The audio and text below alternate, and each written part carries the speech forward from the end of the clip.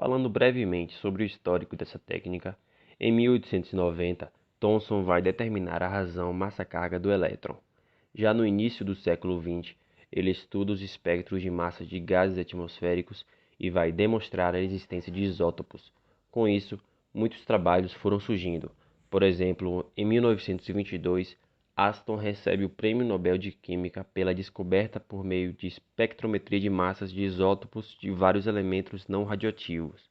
E mais recentemente, em 2002, Fen Tanaka recebe um prêmio de Química pelo desenvolvimento de métodos de análise espectrométrica de massa de moléculas biológicas, que na época, análise de moléculas biológicas era difícil de se obter e eles então conseguiram obter essas análises por meio da espectrometria de massas. A espectrometria de massas ela não envolve a interação da luz com a matéria. No entanto, ela é uma ferramenta muito importante para a identificação de compostos desconhecidos. O princípio básico dessa espectrometria é gerar íons de compostos inorgânicos ou orgânicos e separar esses íons pela razão massa-carga, e depois detectá-los quantitativamente ou qualitativamente. Então, a molécula ela sofre ionização e vai formar íons, que pode ser um íon molecular que tem uma característica maior da molécula, ou podem ser alguns fragmentos que é resultado da separação de alguns componentes ou alguns fragmentos da molécula. Quais são os objetivos? O objetivo da técnica é caracterizar átomos e moléculas por medida da razão massa-carga do seu íon, ou seja, da razão da massa da molécula pela carga do íon, identificar os compostos desconhecidos, quantificar compostos conhecidos e auxiliar na elucidação de estruturas moleculares. Então, ela pode ser utilizada em conjunto com outras técnicas para auxiliar nessa elucidação de estruturas moleculares. Em relação à instrumentação, trouxemos esse exemplo onde a amostra vai entrar e posteriormente será vaporizada. Depois dessa amostra vaporizada, ela é ionizada para formar os íons e também os fragmentos de íons. Esses íons eles vão ser acelerados em um campo elétrico e por fim vão passar por um campo magnético, onde eles irão proceder em direções opostas. Ou seja, os íons com menor massa-carga vão para um lado e os íons com maior massa-carga vão por outro lado, pois o detector irá distinguir esses íons de forma separada. Os componentes básicos de um espectrômetro de massa é a fonte de ionização, o analisador de massa e o detector. Em relação à ionização, ela é realizada aplicando-se energia térmica ou elétrica, e como por exemplo de métodos existentes tem-se impacto de elétrons, ionização química e ionização por eletrospray. A ionização por impacto de elétrons é um feixe de elétrons acelerado. Normalmente utiliza-se uma lâmpada de filamento de tungstênio aquecida, que então vai bombardear esse feixe em uma molécula causando ionização. Exemplificando, tem de ser uma molécula na qual vai ser bombardeada por elétrons e vai então formar o íon molecular e os fragmentos moleculares.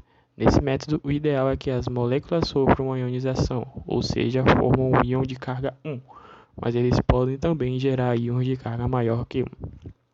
Na ionização química, algumas moléculas de gases de baixo peso molecular vão colidir com íons, resultando na geração de íons gasosos positivos.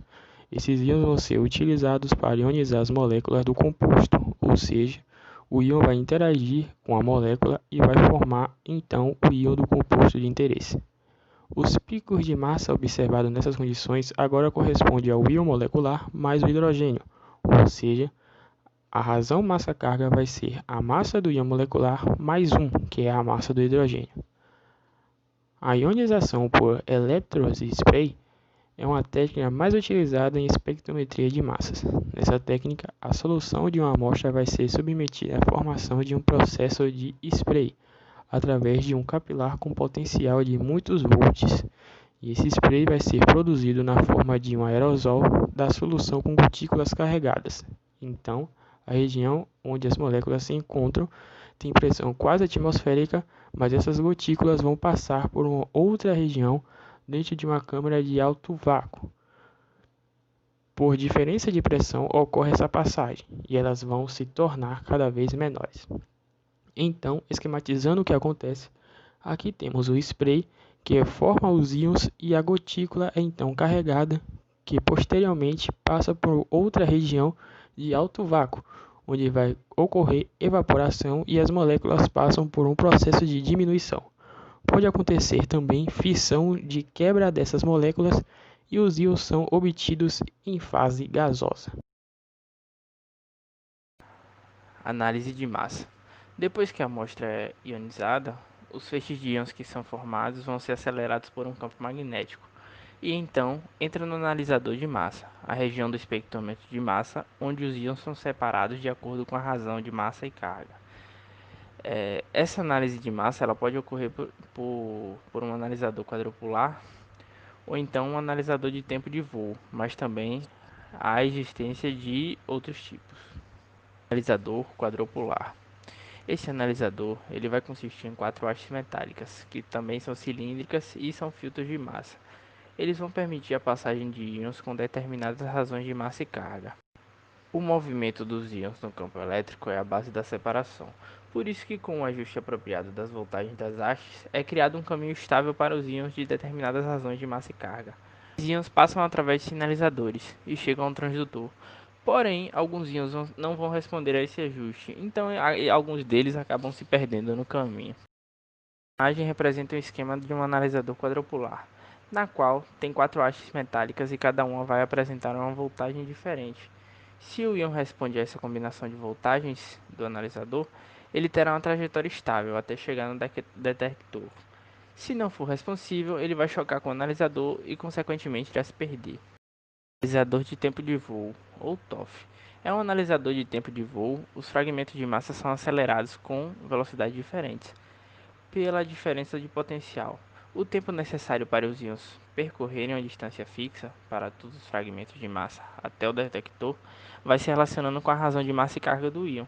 Ou seja, os íons com baixa razão de massa e carga vão chegar primeiro no detector do que aqueles com razão de massa e carga mais alta. Isso, o valor de razão de massa e carga vai ser determinado em sequência. Então aqui temos a fonte de íons. Ele vai ser acelerado, posteriormente vai passar por esse tubo, que tem uma distância fixa, uma diferença de potencial e também um alto vácuo, onde irá ocorrer a separação pela razão de massa e carga dos íons, como por exemplo, tem o espectro de massas. Nesse espectro se relaciona a razão de massa e carga, aí a abundância relativa das espécies iônicas. Aqui temos um composto que foi analisado e vai aparecer no espectro um pico do íon molecular, que se assemelha ao composto molecular. E também tem um pico base, que é o pico do íon, que apresenta a maior abundância no composto. O pico base vai ser responsável por caracterizar a molécula. O íon molecular geralmente vai ser o maior da razão de massa e carga, e o íon base é o fragmento mais abundante, sendo característico da molécula. Mas também existem algumas dificuldades na interpretação do espectro. A dificuldade de determinar o pico do íon molecular, ele pode estar numa abundância muito baixa e então não vai determinar facilmente esse pico. A segunda dificuldade é de determinar os fragmentos correspondentes ao íon base, então vai necessitar de uma comparação com outra base de dados. E a terceira dificuldade é o pico com a mesma razão de massa e carga para diferentes compostos na mesma amostra. Ou seja, pode ter duas substâncias em uma amostra e essas duas apresentam o mesmo pico e com a mesma razão de massa e carga, sendo assim dificultando na identificação da substância envolvida, tornando-se necessário avaliar os outros fragmentos ou recorrer à utilização de outras técnicas, como a cromatografia, para poder separar esses dois fragmentos. Como exemplo de aplicação da espectrometria de massa, trouxemos uma análise que teve como objetivo identificar compostos voláteis relevantes ao aroma da cachaça, e o método de identificação desses compostos foi a comparação com o banco de dados. Então, teve-se aqui um espectro juntamente com a razão massa-carga em relação à abundância das substâncias e comparou-se então todos esses picos de razão massa-carga com o banco de dados e obteve-se uma gama de compostos que estariam presentes na cachaça, ou seja, cada pico está identificado com um número e cada número está relacionado a um tipo de composto que foi obtido nessa análise. Uma outra aplicação que teve como objetivo identificar os compostos agrotóxicos em frutas e legumes. Nessa aplicação, o método de identificação do composto foi o sinal do fragmento formado. Exemplificando, na imagem tem-se dois compostos. No composto A tem o carbaril e no composto B tem o tiabendazol. Os dois compostos apresentam o mesmo pico em 2,02. Só que para diferenciar esses dois compostos foi feita análise do íon base, do fragmento que foi gerado a partir desse íon molecular. Diante disso, foi visto que o carbaril apresenta um pico em razão massa-carga 145, que está relacionado à perda do grupo CH3NCO. Enquanto ele perde esse grupo, ele forma o íon com pico em razão massa-carga 145. Já o tiabendazol, ele vai perder um grupo HCN e quando ele perder esse grupo, ele vai resultar em um íon que vai apresentar um pico na razão massa-carga 175. Dessa forma, foi possível diferenciar os dois compostos que estão na mesma amostra e que apresentam um íon molecular do mesmo valor de razão massa-carga. Aplicação no âmbito farmacêutico. A indústria farmacêutica usa a espectrometria de massa em todas as fases do processo de desenvolvimento de remédio, desde a descoberta de compostos importantes e análise estrutural, até desenvolvimento sintético e química combinatória na farmacologia e no metabolismo de remédios. Em clínicas de saúde em todo o mundo, a espectrometria de massa é usada em testes de sangue e urina para tudo, desde registro de presença e do nível de certos compostos que são marcadores de estados patológicos, incluindo muitos cânceres, até detecção de doenças e análise quantitativa de drogas ilícitas ou anabolizantes. Na indústria farmacêutica, além de resultados rápidos, é importante a utilização de métodos confiáveis, reprodutíveis e que possam ser validados para comprovar sua eficácia.